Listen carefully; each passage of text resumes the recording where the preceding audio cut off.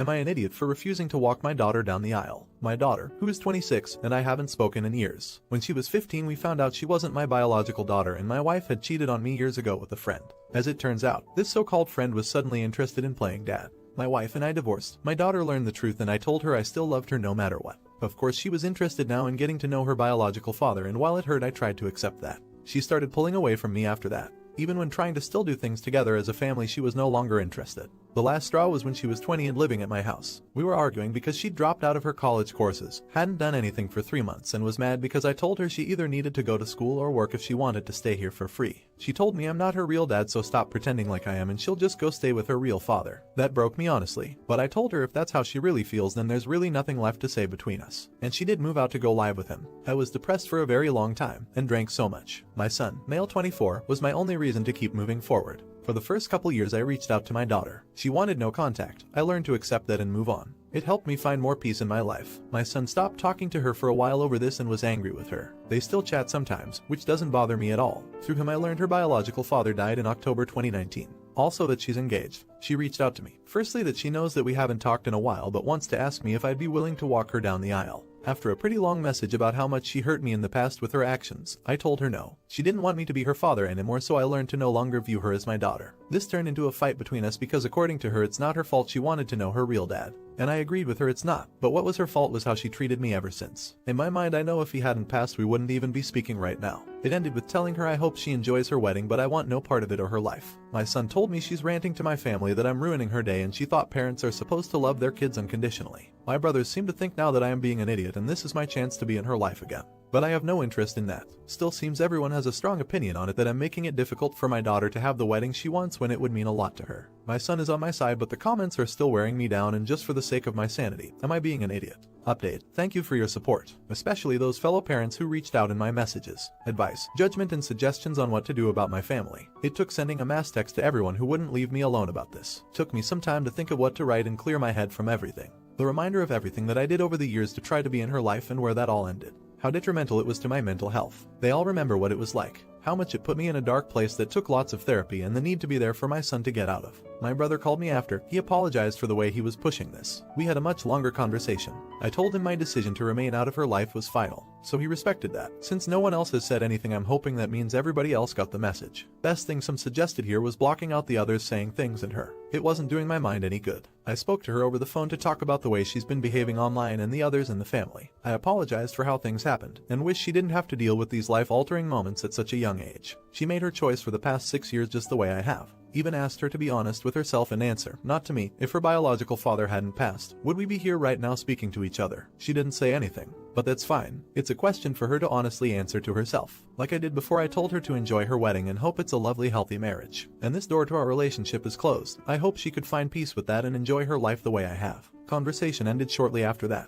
She didn't say if she would stop saying anything about me online, so I just made sure to block her and others on her mom's side of the family to make sure there's no more bother. This is the peace of mind I needed and glad to have taken up this advice. Not an idiot. Honestly, having just read through the original and now the update, I have to tell you that you sound like the kind of person anyone should be thankful to have as a dad. She totally cut off her nose to spite her face, and now she's feeling the repercussions. Let her stew in her own selfishness, and you go have a great life with your son. Not an idiot. She had 2 men willing to step up and love her as a daughter. She took the decision to choose between them, when it wasn't even a thing she needed to do. I'm glad you fixed things with your family, and I hope your son can understand why the relationship with his sister was beyond repair. Was she wrong for treating her father this way? Let me know in the comments. Would I be the idiot if I fired a kid because his mother is harassing me? I, late 20 seconds, run a department in a startup and hired a few student workers, aged 17 to 21, to conduct classes. He's not great. He shows up late, unprepared, but when addressed he started to improve a lot. Still not as good as the others, but he gets the job done. His mom, however, she knows me through a mutual friend and she has constantly been emailing me,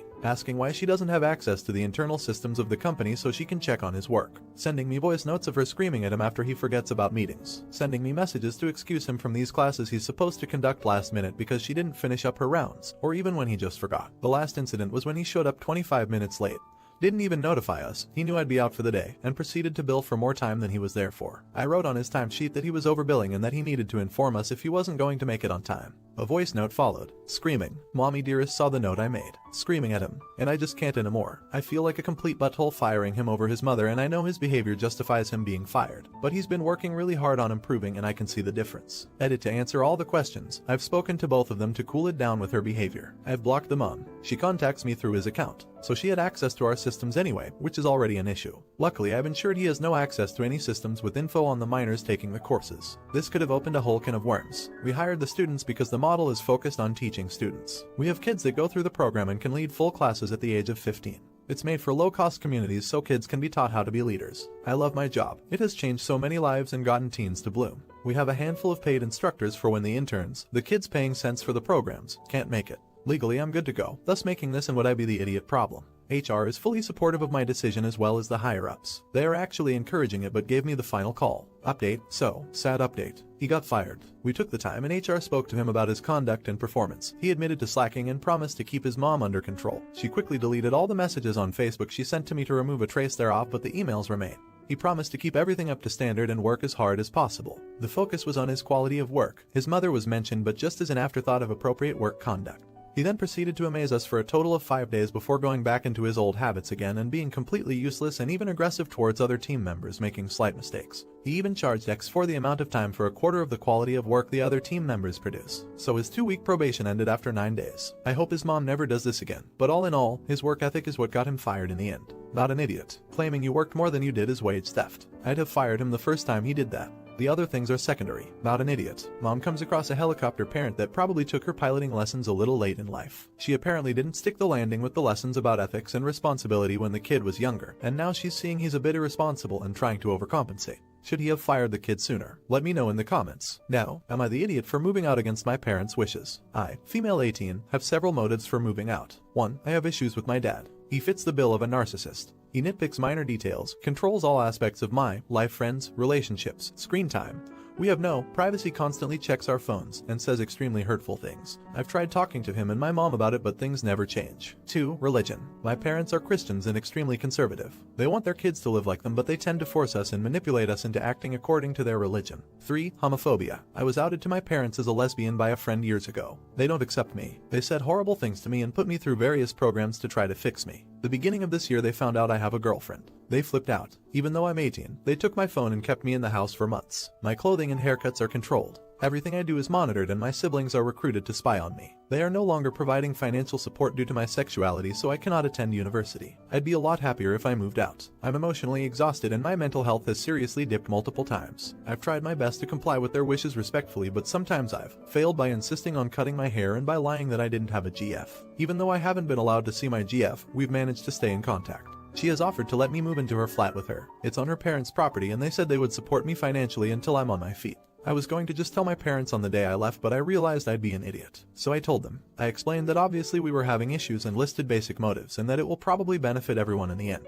They were furious. They told me I'm being selfish and stupid and that if I do this I'll be obliterating the bridge between us. They told me they saw no reason that I'd want to leave and I'm being irrational. My father said I've broken my mother's heart and caused irreparable damage to the family. They told me I'm never going to be successful. They said they won't compromise on anything but I shouldn't leave. And they are apparently incredibly hurt that I'd want to leave it all and said they think I must have told a sob story that they are complete jerks and lied about them, which I told them I only told my girlfriend the straight, basic facts. They are using scare tactics and manipulation to try and get me to stay. I know that moving out in this way is more sudden, but I've done my best to be as prepared as possible and my girlfriend's parents have been advising me. They think my parents are assholes and want me to leave as soon as possible for my own health. My parents' biggest issue is that they don't support me moving in with my girlfriend. Specifically, am I an idiot? Update: I left. I followed feedback saying to not tell my parents exactly when I'm leaving and I told them I was still thinking it over. After an evening of my dad screaming at me about how I was replacing him, I arranged to leave the next morning while he was out of the house. I quickly packed all I owned. After being picked up, my dad called my GF's mom threatening to call the police. We went back to the house and my GF's dad went in alone to talk to him. My dad even had a buddy come to defend him, but he lost the argument and I left. I've never looked back. I've suffered from dissociation and flashbacks, but I'm really healing.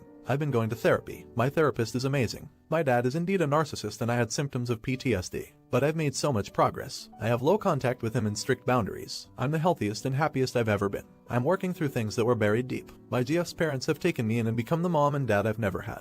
I've never felt so loved. I have a real family and so much freedom. They are so accepting. Since leaving, I've got a pet gecko, came out as non-binary, and I'm currently planning my GFS engagement with her parents. The ring is ordered. My GF has been so supportive and she's the love of my life. She's currently sitting beside me and teared up reading my last post. I also reconnected with my grandparents and aunts. They disliked my dad passionately, and I'm going to go there to attend college and follow my dreams. Immense thank you to everyone who commented on my post. It was a push I needed and I appreciate each one of you. My heart is full. Edit. Thanks for all the support and comments. I feel bad that I can't respond to every single one.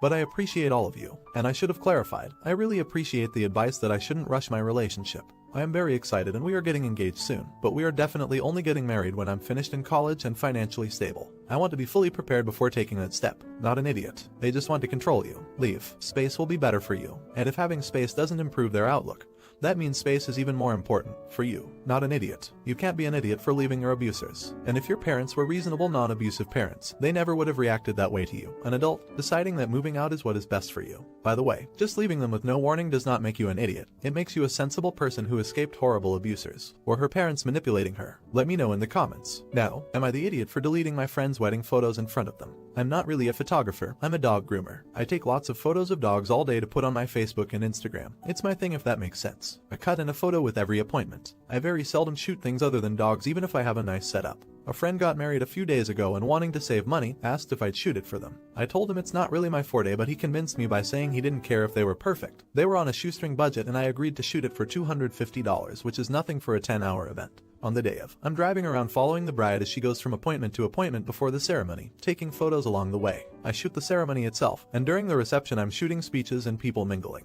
I started around 11 a.m. and was due to finish around 7:30 p.m. Around 5 p.m. food was being served and I was told I cannot stop to eat because I need to be a photographer. In fact, they didn't save me a spot at any table. I'm getting tired and at this point kinda regretting doing this for next to nothing. It's also unbelievably hot. The venue is in an old veterans legion and it's like female 110, and there's no AC. I told the groom I need to take off for 20 minutes to get something to eat and drink. There's no open bar or anything. I can't even get water and my 2 water bottles are long empty. He tells me I need to either be a photographer or leave without pay. With the heat, being hungry, being generally annoyed at the circumstances, I asked if he was sure, and he said yes, so I deleted all the photos I took in front of him and took off saying I'm not his photographer anymore. If I was to be paid $250 honestly at that point I would have paid $250 just for a glass of cold water and somewhere to sit for 5 minutes. Was I an idiot? They went right on their honeymoon and they've all been off of social media, but a lot of people have been posting on their wall asking about photos with 0 responses. Update. Immediately after the wedding they went off for their honeymoon. They went to a cottage up north and didn't use social media for a week. At that time they got lots of requests for photos on Facebook and I didn't reply to anyone because, to me, this was done and I didn't want the headache of dealing with the fallback. I don't know a lot of these people, it's their circle of friends, so I thought it was best that they handled it. The bride contacted me when they returned and asked me my side of the story. I don't know when the groom spilled the beans, but he wasn't truthful about it. He told her I had camera problems and lost the photos. I told her plainly what happened and told her that while I felt guilty, it's no way to treat someone doing them a favor. She wasn't in the know about any of this, and asked if there was any way we could mend this. We got to talking and I've agreed to do a reshoot for some photos later in the season. She wants some photos of just them in an outdoors shoot, photos of the rings, some artsy-fartsy shots. And that's it. She offered me the original $250 and I agreed under the condition I bail at word one of crap from either of them. As for the original photos, I offered to bring my SD card to a place that could attempt to recover them, but at their cost, and she declined. Word did get out on social media about some of this and we agreed to sweep it under the rug and try to diffuse or play down what happened. Of the few comments I did read, they were wholly against me because the story is twisted with the her camera died narrative the groom spun. I'm upset but not enough to make a big deal of it. None of them even know my name. I did make 2 interesting connections, though the DJ was privy to the situation. He was the person I evented to originally, and he asked if I'd shoot their band at an upcoming event. Additionally, the minister asked if I'd like to shoot some promotional images of his church and choir. Not sure if I'm cut out for anything but pet stuff, but it's nice to have got something out of this ordeal at least. Not an idiot. But what are you doing? I'm going to be the Debbie Downer here. You basically worked many hours at the wedding, did not get a break or any food, and didn't get paid when the groom caused problems. Now you're going to work again for them, for the $250 that was too little before.